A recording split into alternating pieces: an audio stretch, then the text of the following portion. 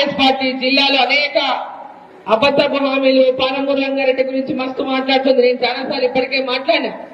పాలమూరు రంగారెడ్డి అనేటటువంటిది ఒక అబద్ధపు ప్రచారము రేవంత్ రెడ్డి గారు చేస్తున్నారు పాలమూరు రంగారెడ్డి పైన.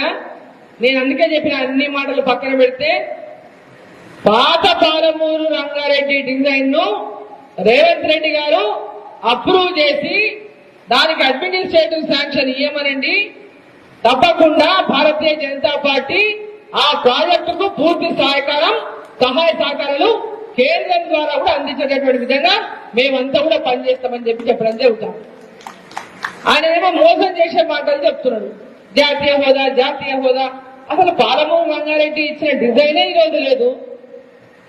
జురాలకెళ్లి రావాల నీళ్లు, మొత్తం మహబూబ్ నగర్ పార్లమెంట్ లో పారాల నీళ్లు, దాన్ని తీసుకుపోయి అక్కడ కల్వకుర్తి బయట నీళ్ళని ఎక్కడ తీసుకుని అక్కడికి వెళ్ళి